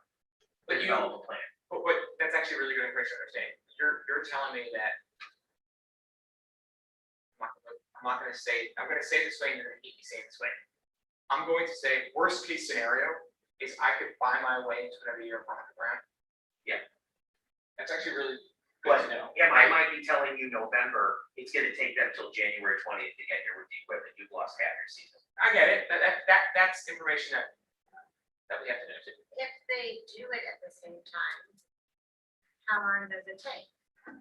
Is it still within that It's operating? gonna change that Gonna timeline. change that, It's that's gonna another change factor. But I have a feeling, and they have to tell us, we still don't lose a hockey season. No. They start in March, they do it all summer long, at the same time, they still work on the building. So people can still skate. Right, our direction to them is, I do not want that rink down for a hockey season. So that's why they're gonna start, as soon as the hockey season's over, that gives them 9 months. They should be able to do the cooling floor and the boards and everything, right? Yes. I would, Yeah, they're having Not gonna months lose no the matter season what, by adding and that. it won't extend the Right. season, it really is about skating and people buying passes and appreciating what their tax dollars are going to Right. and all the rest of that. I think we would have a very difficult time not doing this. And I hadn't thought this at the beginning, but I think it makes a whole lot of sense to do it. If it's deemed advisable that we do it all at the same time, because it is wretched to have to do a phase two, when the phase two seems like the most important part of the whole Right, I facility, mean, which is people, the people ring. don't. It's the ring. Right, I mean, it's like, Watts what, is you the didn't ring. do the ring? It's secondary in people's minds, Watts is the ring, Yeah. Watts is winter. Yeah, yeah, yeah. It's very secondary and tertiary to a smaller subset of the community, it's childhood programming. For you, it's childhood programming, for me, it was 4 years ago, childhood programming, but for the majority of the people, the primary is skating, because everyone can do it. Except up until this year, we lost a ton of money there. No, Yeah, we- we no, made money from our. Right, Just put that up. Yeah, You're right. Yeah. I think they're Yeah, both, but it's the opposite- I the think they're opposite of actually it. both equally important, not just that facility and the way we're operating in the future, but you're right, I think there's, you get an egg in your face when you talk about taking it for referendum. Part of me's like, oh, we put that on referendum, they all will be like, we just fixed Wait, it, why yeah, do you need I know, money just for that? We're gonna- So, But that, I'm also that's, thinking, what would make a referendum appealing? but I don't know if that would make it appealing. No, They- I think they it would make look it at- aggravating. Yes. It would make it very aggravating. Except if you come back and they say we have 10 years on it, then this. Yeah. Yes, You Well, it's will- not, it's broken right now. So it's. we know what we makes think we 0 can years fix right this. now. Well, no, we think we can fix this. It may mean that we live through one more season leaking and we go into breaking ground on the park grant project, knowing that we have an allowance for rink repairs. Or we could be breaking ground on the park grant project and putting it in. I mean, the Or we unlimited can- funds, you would do it the Or right it way, can fail right? before we start. Yeah. Chris, you said, it says here, it's in 2000, it was installed in 2000. That's right. There was some major project done or some renovation? Yeah, so that's a great question. So Carolyn, I'll let you handle the bond issuance in 2000. Yeah, so in 2000, they went for a bond issue. We had no bond authority at the time. So we were one of the 14 agencies, particular district agencies that back when they instituted the tax cap. We didn't have a lot of bond interest, because we always used to do it at that time out of our corporate fund. So we were kind of screwed. Yeah. Because we did the right thing. Yeah. So it was reinstituted much later, so we knew we had to go for a referendum. There was discussion about donations. The reality is that it didn't happen. lost. Yeah, the referendum did not pass, but it did pass the next year. Hindsight, we never did, we should have issued more. I think they were banking on more donations Yes. at the time. Yes, that's exactly what So, they didn't come through. right. Yep. So, but that was done in 2000. So in 2000, we got compressors, we got cooling floors, we got the dasher boards. We had some additions to the building. There are, Taz, we can talk about this later, Bart. There are. So let's talk about the getting ice there for the Yeah. season. Yeah. So was there something done to improve the pipes or? No, it's all brand new. from that was 2000. all, that was great. Okay, but what's the useful life of something like that? 20 to 30 years. Okay, so it could be a normal end of life. Oh, this is And- definitely it the is, end of the line. it is. Yeah. And is it, okay, back to technology, is it still done the same way? Is there a type of concrete or something that would, because I assume the concrete's cracked. It's not the concrete. The issue is the poly lines in the concrete. I mean, there's a lot of anecdotal speculation as to why we're in the situation that we're in.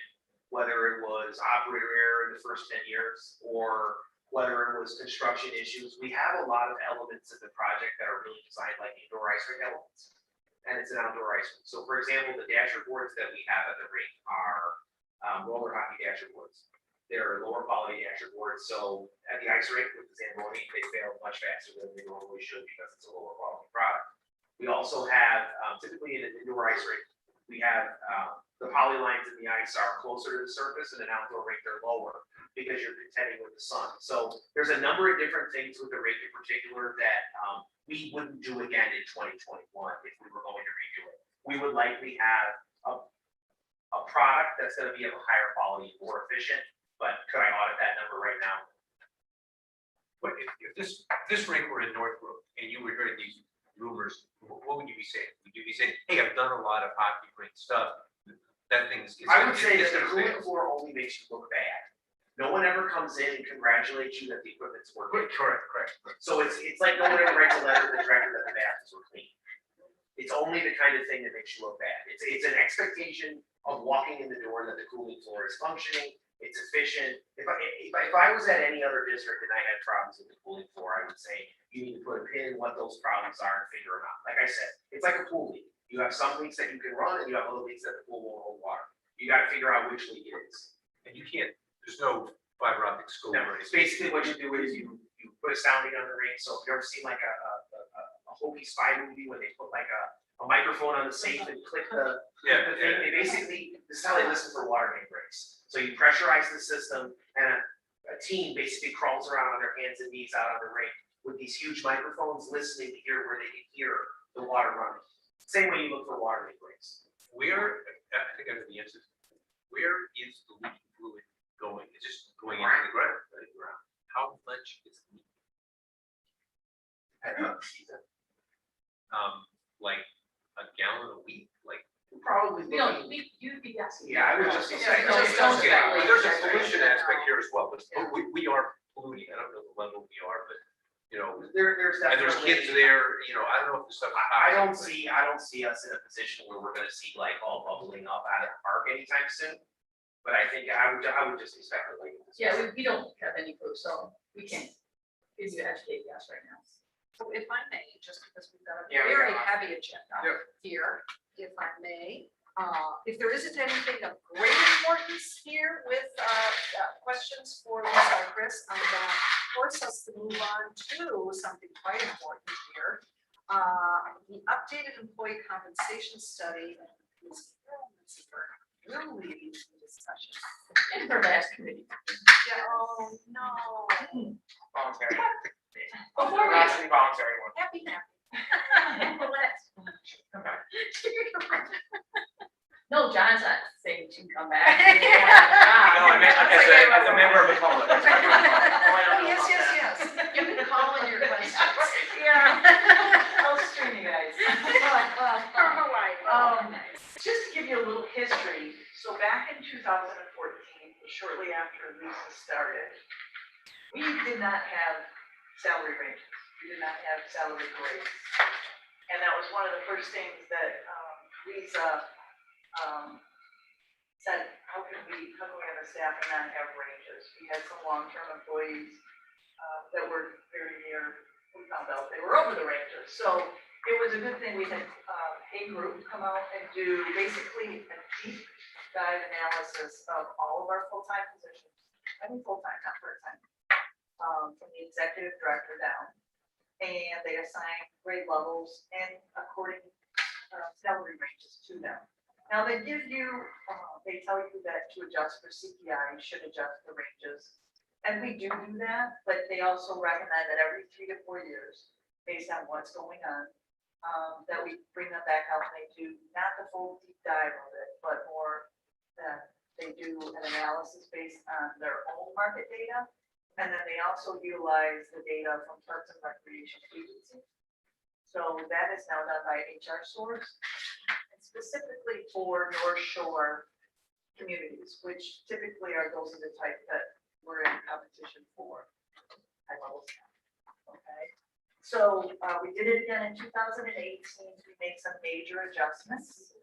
At that time, back in 2014, we actually made some specific adjustments to our children's circle teachers that we saw was very much lax. And so we made adjustments over a 3-year period for them. 2018, we did another review and made some adjustments to other positions. And before I left, Lisa said, you know what, it's 3 years, we'd like to take a look. Plus, we also felt there is a pressure on the lower level grades. So those are typically the custodial staff, the entry-level parks positions. And we felt like the minimum wage law was really putting pressure on those positions. And so we gave Corn Ferry the directive that we typically like to look at 5 specific job descriptions. And then we want them to pull the data from their sources. So they had 2 Corn Ferry sources and then our third district source. Some of those positions, like daycare, it's kind of difficult for the daycare within the HR source because we're probably one of the only daycare systems in the district world in this year. So, you know, they do the best they can. The ranges are basically a tool for us to use when hiring staff. And so they did find that the lower levels, grade levels, really did feel the depression, and that's where they're recommending the highest level of adjustments to them. There were a couple of positions that they took a look at, our facility specialist position compared to the park specialist, and they recommended that they put those on the same level. We also added kind of a manager level to the daycare early childhood teachers called co-coordinators that was discussed at a recent committee. Those they felt could be assigned a higher level grade than the teaching themselves. And then also to move all the department heads kind of at the same grade level. And those recommendations on the ranges are significant. By making adjustments to the ranges, there are certain staff that fall outside those ranges, and so the dollar value of those adjustments would be about $25,000. There's also several positions that barely are within the minimum range. So for instance, a position that could be at a grade 12 position, 12 and lower, really the ones that have impacted.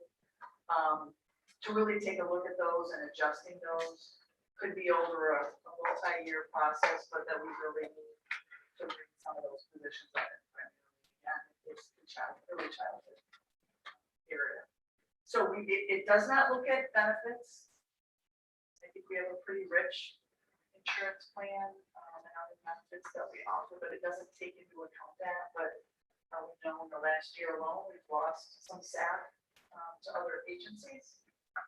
Not for district agencies so much, but to others. And I think, you know, we're always mindful, especially with staff that we know we do not want to lose. And sometimes it just depends on the market, and there could be an adjustment made mid-year that we have to look at to keep some of our staff. But these are at least a tool for ranges that we can identify. We know when we're posting a position, what we want to at least start them at. And then as they get more experience, we'd like to see them reach kind of the midpoint of those. And so this is again a tool, not set in stone. We make adjustments as needed. He says the executive director. But we're recommending that we incorporate these ranges and that the bulk of the adjustments would be made at the start of the next fiscal year, just to allow us to properly budget.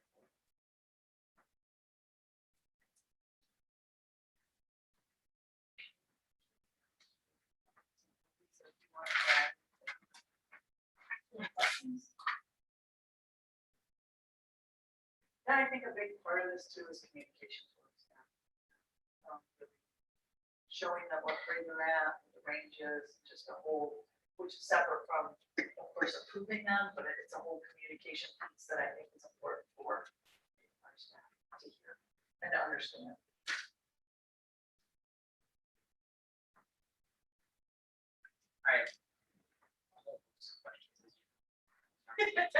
For sure. I, for one, feel the pain of turnover. Not happy about some turnover. So it is what it is. But I think you're out of market, it's really good to understand that. I will remind everyone there's more than one way to compensate individuals. It's not just salary. I tell people that, you know, would you make the jump? You know, what will cause you to jump to another place? Like what is the quality of life? And that's why I think, you know, for me, I really, really like doing things, beach passes, things that don't cost you like extra a lot. Beach passes, fitness, flexible vacation, things like that are things that we absolutely should be thinking about in conjunction with this analysis. So I'd like to push you guys to think about it, not just from a dollars and cents, but also from quality of life. What can we do? Can we let people work remotely? Can you let, you know, as society change a little bit, what else can we do besides the salary? I can't opine opine on whether or not these salaries are right. It's totally out of my, my wheelhouse. But I do think you should think more than just salary. Benefits are really a big part of it. Michael, I can't agree more. I agree with you on a lot of those points. But there's some, when you're looking at some of these lower, like the, starting jobs, like, children's circle daycare or, parks labor or whatever, $5,000 or $10,000 can make a difference. Oh, it's You huge. need to be able to afford your co-pay or not. Totally agree. There's some things we can't do. We can't do flexible, like you can come in whatever hours you want in a lot of these positions. Some we can, there's probably 10 positions we can have Right. flexible work schedules or work from home or things like that. The majority of our jobs, we cannot do that. Obviously, their teachers, they have to be here, program managers have to be here, things like that. So we do allow for that flexibility, and we are going to continue to look at ways. And actually, that's going to be one of John's first tasks, is to look at how we can reimburse for college. Yeah, You know, college idea. reimbursement, how we can do other things that would attract people to stay that maybe others aren't. Where if take leave days for McDonald's, I just saw that they're doing and stuff like that. So we're gonna look at that, but pay is also, when you're talking about entry level. Oh, it's the biggest it's component. the- I it has just, to be, right? You So know, that and is you a know, big Michael, part. that is, So you know it's that. all that really matters. I am well aware. Yeah. I have a big team. Yeah, People I know you. complain about the salary all the time. I get it, and I remind them about benefits, and they remind me, things like that. Yeah. So it is much different with someone making 30 grand and someone making, 70 or 80 grand. So I get it. I'm just, when this was presented like this, I'm just making sure. Sure.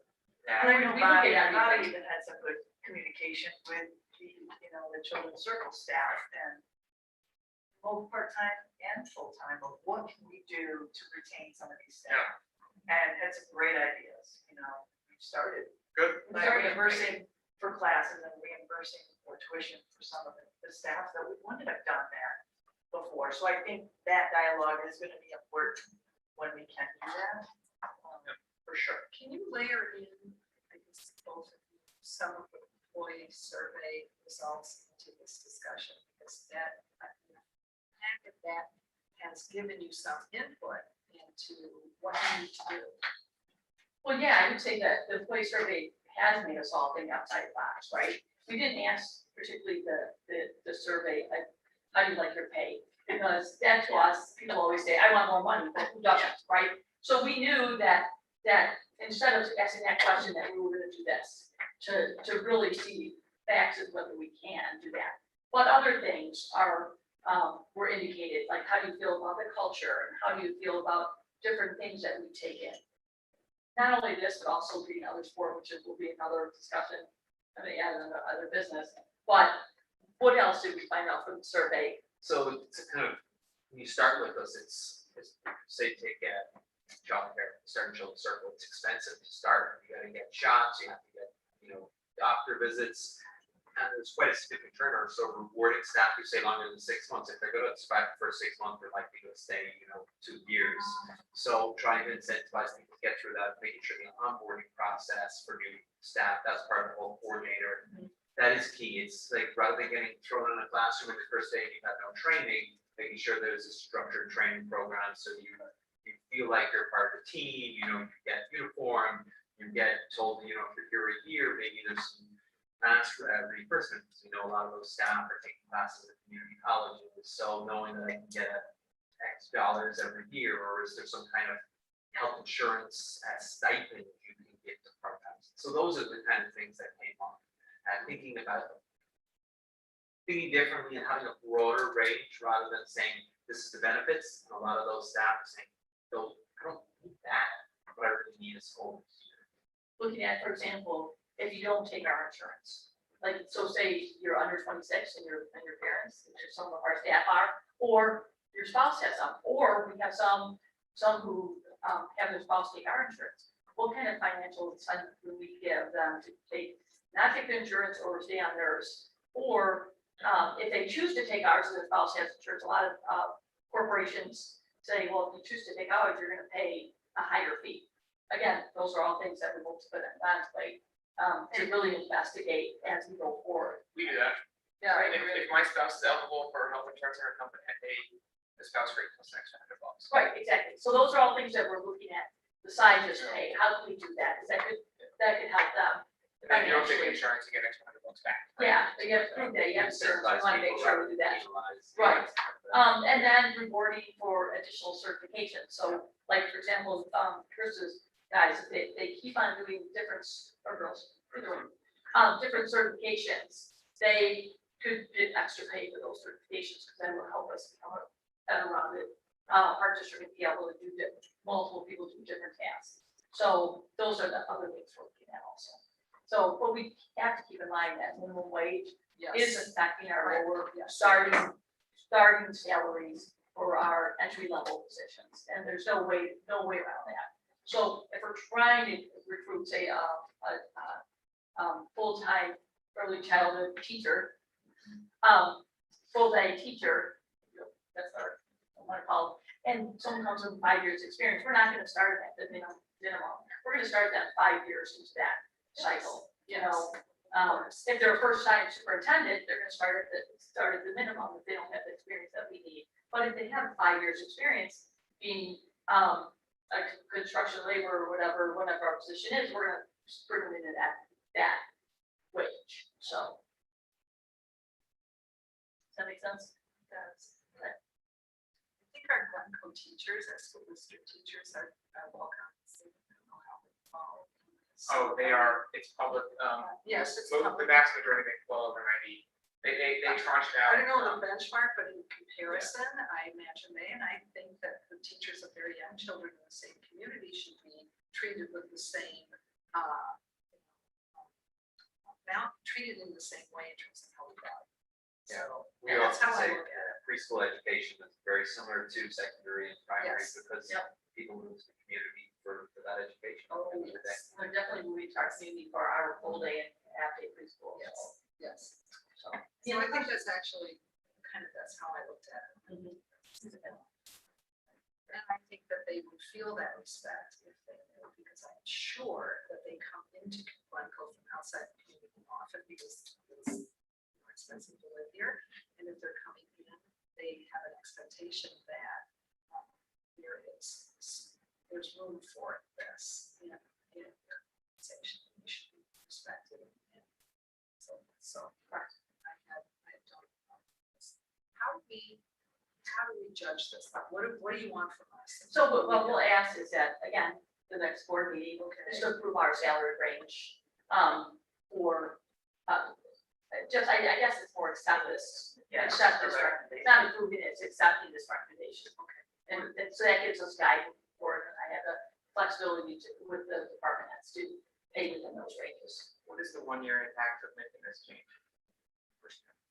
First year they said was $25,000, but then there are certain staff that are right inside the minimum that will have to be adjusted. What that is adjusted to. Sorry, 25,000 is the Total of the ones that fall out, they're outliers. this isn't even worthy of. Exactly. Well, but their range is Right. set for moving forward. So Yeah, that's where we kick in. But then it might But the not, language should be in line with increased tax revenue. And I'm going to push this on you guys as well, because I think we're hesitant to do it. If you're gonna pay the teachers more, you're gonna have to pay more. Your fees are gonna have to go up.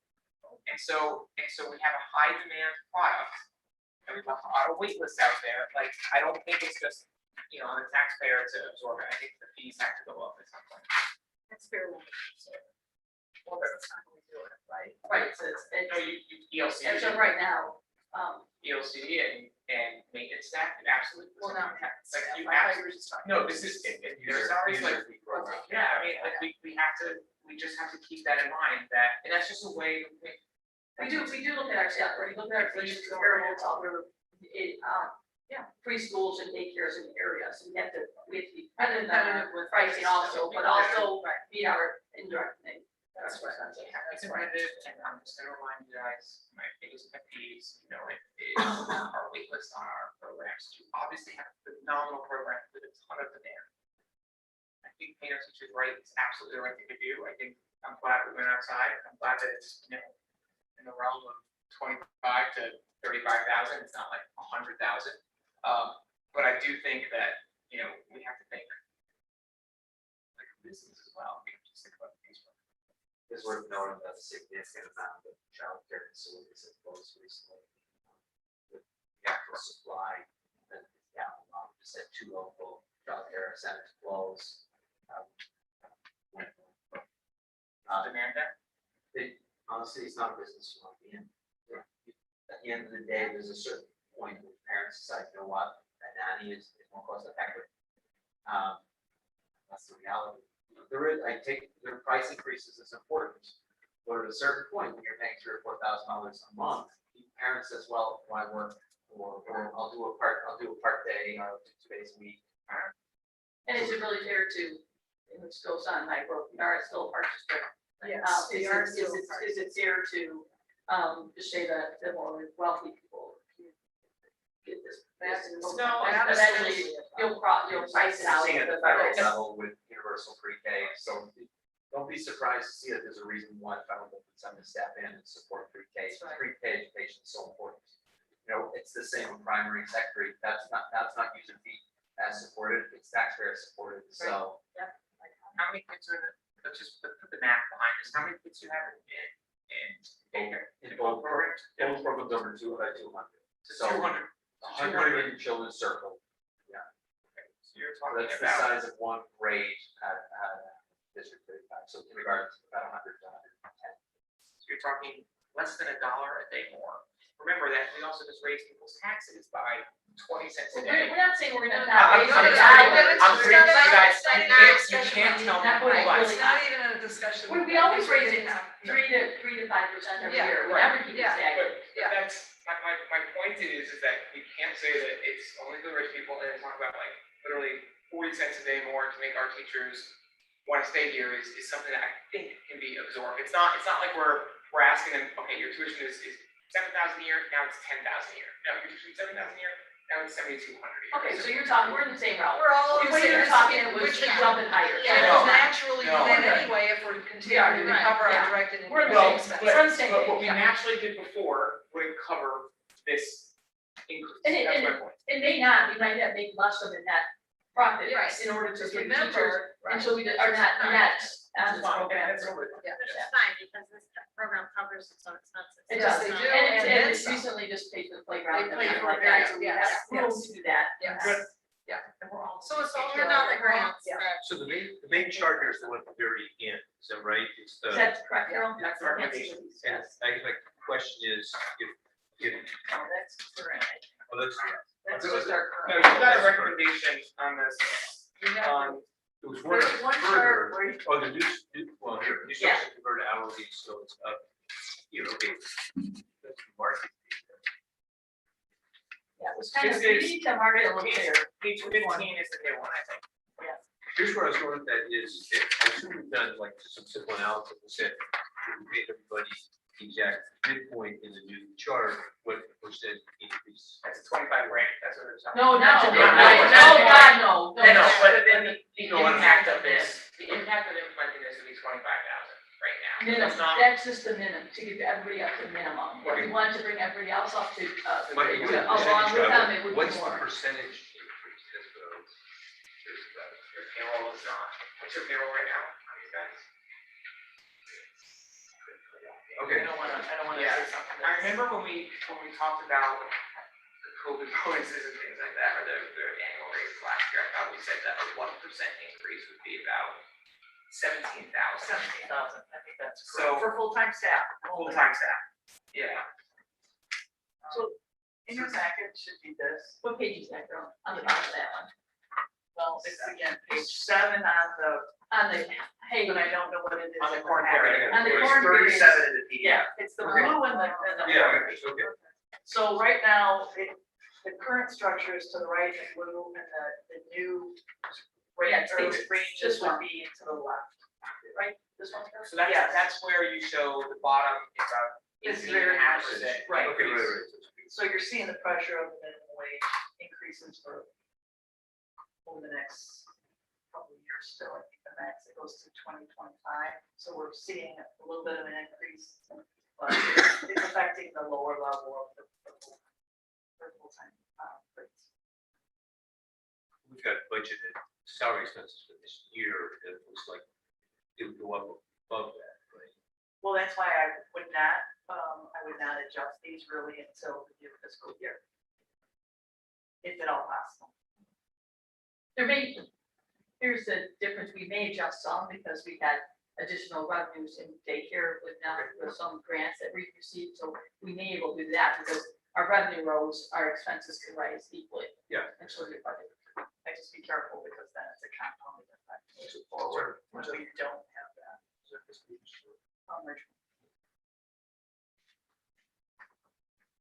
So are we in agreement and consensus to this to board meeting and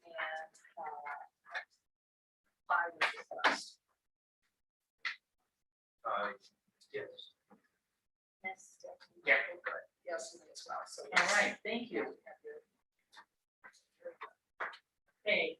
all right, so if that is it with that, we will move on to other business. I know Lisa will present some information. Do have some words. First, I want to welcome John Kajera, is our new Director of Finance and HR. So thank you for being here today. And he will be training under Carol until her retirement at the end of the month. So in addition, as I updated you on the Friday update, Liz Schillick has accepted the position at the Village of Lincoln. And so she will be leaving within 2 weeks. So that, gives us some. Obviously, we're very sad to lose Liz after 16 years, but it's a great opportunity for her, so we can't begrudge her of that. She agrees, bad timing. We all agree bad timing, but you can't always control those things when great opportunities come your way for professional growth. And so it's an opportunity that we do not have internally to be able to give her that growth, so it's very good for her. But with that, change in staff, and our team was talking about this before even Liz resigned, actually before even Carol announced her retirement, about that we really have to look at the business department as a whole, because we've really grown a lot in the last 8 years. Our daycare's grown, our programs grow. We were talking about the program brochures, how they were this big and now they're this big. So we've grown in a lot of other areas as far as support for personnel. And we still have some other recommendations while making other departments later on, but we really haven't added any help in the business services department. So when Jane left, she was a part-time bookkeeper. We then went up to hiring Liz, an account manager / HR. But then we really started looking at all the cultural changes that have gone on in HR in the last 5 years and the expectation of employees. So we don't have a dedicated HR person. And then when we did our employee survey, it really came full circle. Some of the things that was mentioned in the survey, we just don't have the personnel to achieve some of those goals, both for internally and for our board and for our community that we really wanted to try to achieve. So with this shift and with this change, it's an opportunity to help this department grow. So we want more staff engagement with the HR department, is one of our goals. We want a more global view of what the park district is and what one center person that kind of works individually with the needs of each department, but also make sure everybody is treated fairly equally as far as training and other opportunities. We want some more conflict management training for our supervisors and for our staff as we move along. We want someone to overlook all the training in the department. One of our requirements of being a distinguished accredited agency and for our risk management is that we document all of our training, and we have a certain amount of trainings we have to do. And we don't have one central person that all those trainings go through as far as scheduling them in a database that we're completing all those trainings on an annual basis. Don't have an onboarding program really. It's come down to we hire so many staff in our children's circle and in our drug programming and in parks that it's such a burden on Jess and Amanda and Bobby and Chris and Carol to get this done, that it takes away from the job they should do. Not to say they won't still have to do it, they will. It's fine, but we need that one person connecting all those dots together to kind of make that happen. So you kind of see where I'm going with this. We really are at the point that we need a county manager and we need an HR manager. Two separate positions to then report to John. This will then free up some time for John to do some of these things that we've been talking about, which is more data analytics, more analyzing what we do for compensation and how we compare it to other people. Things that Carol is working 50 hours a week and hasn't had the time to do. And it's not because she's not skilled, and we all know how skilled she is. It's just that there's not enough time in the day to get this done. And so when we look at the county part of it, we really need a segregation of duties. A lot of the stuff that Carol was doing, when you look at other business directors of finances, they're not doing it. It went all to the county manager. And we just didn't, because this job was broken into two, didn't have enough time to work to both. So then a lot of those duties fell on Carol that normally would not have done. It would take on tasks as far as risk management. With this HR position, we would with risk management. So risk management is kind of broken down between Carol and Chris, and it still would be a little bit between those positions, but then this HR risk management person can make sure that all those trainings get done and everything for playground inspections are filed in and accessible when we go through our reviews. Am I missing anything else, guys, as we went through this? It would just help make sure our culture is even between us, make sure that we have someone that can kind of concentrate on some of those, I guess, employee wellness things. Right now, our employee wellness through Derma is orchestrated through Liz. So if we move that to particularly to the HR person, they can do that. So that's kind of what I'm looking for. We have enough money in our budget. It just means that we won't set aside quite as much. But at some part, something has to give. And either we don't get all this done and we don't meet the needs of our staff and the board and the community, or we bring extra help in to try to meet those needs. So that's kind of, I just wanted to let you know, because we're kind of going that direction.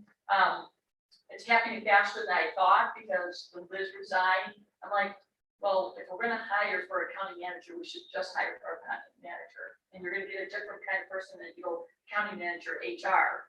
So that's why we want to move forward with the county manager, just separate that off. Then take some time for John to absorb his job and then really develop the job description for the HR risk management side of it as he gets to know his job a little bit more, and the staff we all have time to talk about it a little bit more. So in the meantime, Bobby may take on some of the customer service roles until we replace that position. I'll take on some of the HR, start handling any FMLA things or employee grievances or anything like that until we get that person, and John gets the new person trained. So I just wanted to throw that out there and let you know that that's kind of the direction I'm going in. See you if the board has any issues with that. So this is leaving. June 14th, in 2 weeks. Which is good, and she's also agreed to work on one day on the weekend to help us through, which is very nice of her, until I think, when was it, end of July. And we can hire temps in the meantime also, but the sooner we get that advertised, the better, Yeah, I mean, obviously, it's a position that we can't not have, so. Just the timing of it, yeah. The timing is something, It's but not maybe helpful. capitalize on the timing. well, that's what I They said. sort of Yeah. plan going forward, and they would both Report to John, Yes. yes. Along with Lauren. Yes, Lauren yes. is also reports to John as what's her registration. Registration manager. So those three positions that will report to John and work together. I can't believe that we had to wait until something like this happened to have an HR person. I agree. Yeah, it's just. Like, That's when just like they here, was like all changing here out. Yeah. Yeah. Kind of. I mean, that Long is, overdue. this is one of the big reasons why I was pushing for employee survey beforehand, is you want to find out the heartbeat of the community. And I think you need to do that here, so you will hear absolutely no issue for me so. But I think it was a struggle because when I started, we just had a part-time bookkeeper. Right. We did. And so it was a big deal Yeah. to say, you need a Full-time. full-time job. Yeah. You know, and it's, yeah. And we've grown so much since then. Just think about just Children's Circle where it was before. Like, we were almost ready to close down Children's Circle when I got here. And the change we had made in that program, and that success has added a lot of staff. The same with general programming. Just that alone has increased the amount of staff we have part-time. So you have to, and then our seasonal staff. So you have to remember, every time we're successful, all those part-time staff and all those seasonal staff, they take that takes a long time. You know, it's so different than if you go to like a village who doesn't have any part-time, it's A1. We have new staff every 3 months that are rolling in and rolling out. And there's a big job. Right, But I actually think it's a risk to not have. Right, it's true. I mean, Yeah. so that's why this, and like I said, we started this stuff way before Carol was retired. It's not something also we're like, oh my God, we have to do this. You know, we've been thinking about this.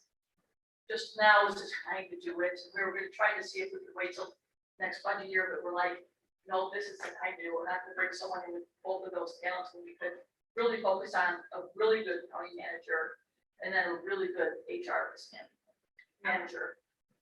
How much was Liz doing with registration? Is that covered or she just wasn't? She was doing down that? really. No, she was backup, but that's covered under like Lauren and Jill. Yeah. Jill took Liz's place. She was not old job and Amy was a part-time registrar.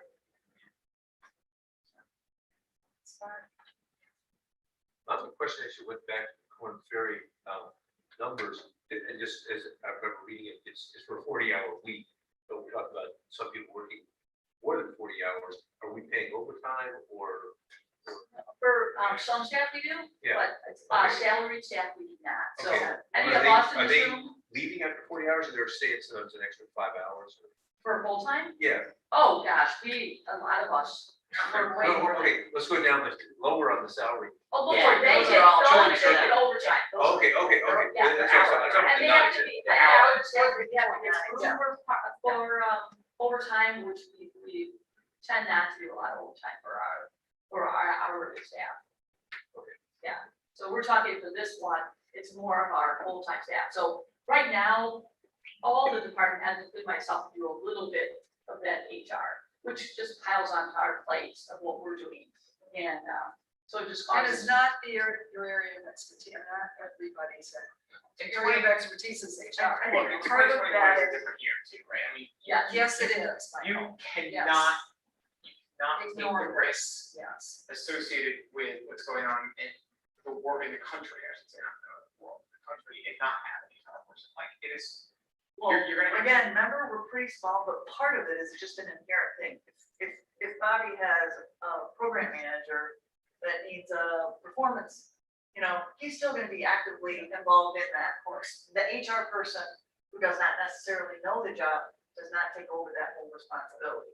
So by virtue of our size and the way we structure our management, it's still gonna have the supervisory change, but you still need a sole HR person. We need someone knows FMLA inside and out, It's right? who's gonna deal with DEI issues. Exactly, inside and out. Like, all we need- those issues that are I mean, just, someone's gonna ask someone for the alternative bathroom. Right. Right, I mean, those are the kind of things that are coming up in 2021, no Yeah. organizations. in our policy manual, yep, You're yep. gonna get sued. So that's all those things that we really have to take a deep dive that we always say, oh, we'll get to it, and then we never get to it. So, you know, that will help us be more, this will all help us be more effective and efficient and more accountable to our staff. I think we've done a good job. Well, we done an excellent job. That we have not had any personnel claims to the Yeah. but it takes a toll on everybody. Yes. So that's gonna continue that strength, because it gets more and more No, difficult. you guys have far exceeded what I would expect to occur in a park district of this size, with this much staff turnover, with all the changes that are going on, far exceeded. But you're right, it probably takes a toll, and It takes a it's toll on just, everybody. it's I the mean, right. we all know when there's a personnel issue, it We all saw it. But you saw it in the survey too, people were talking about some of the stuff in the survey, like, Absolutely, you know, that's another part of it. are we doing the right things, Right. you know? And with that, it also, there's other changes, so like, we need an office for HR, so what's gonna happen is, I'm gonna move to the conference room. The conference room is gonna move down to the knuckle area. John's gonna move my office, HR's gonna move to Carol's office, and then county manager will stay where Liz is. So that what came out is that people wanted a confidential place that they can go meet with the HR person, and this will allow that to happen. So little changes like that will make all the difference of like, oh, I can go in, Yes. talk, right now they go in and even if it's address right, well, what if they don't want to enter, you know, if there's an address change, you know, things like that, they just want to be able to go in and talk to someone. I think it's great, I think it's really useful. It's one of these issues that is best that we listen to you. Tell us. Yeah. All right, thank you. I'm good Well, with it. that's all, oh, yes. My perspective from the village nominating committee was, as I looked and I did the profiles of the 3 different entities, and like, it just jumps out. The park district is the dynamic entity in Glencoe, where there's so much seasonality, and there's such a rise in the summertime, and then different, school semesters were, getting the rink going. And to me, it's amazing how well you do that, but you've got to be set up so you can continue to do that. So, yeah, I would say that you clearly need an HR person, and you want to shift the burden on senior people back to somebody who's more mid-level. Exactly. Yeah, and just more efficient. So. Exactly. Very true. And this is the largest employer in Glencoe. It is, which is. That's So, great. if That's it. there is nothing more on this, then Lisa, any other business? that you Nope, want to that's all I have. discuss? Okay, then I entertain a motion to adjourn. Second. I didn't I know. need it Oh, moved first. sorry, I'm sorry. Yeah, no, you can't pay. Second. Second time you have to do it. Second time I gotta do that. All in favor? Aye. Okay, My, motion passes. Thank you. so my much. string of never seconding or It's moving over. motions Yeah, ended well, last I week. got your note. she's I would have no choice. Jenny, do you stop? It's done. Okay, thank you. Okay, nice job, guys. Thank you, everyone. John, pleasure to meet you. Same here. When's the? Are you on board already?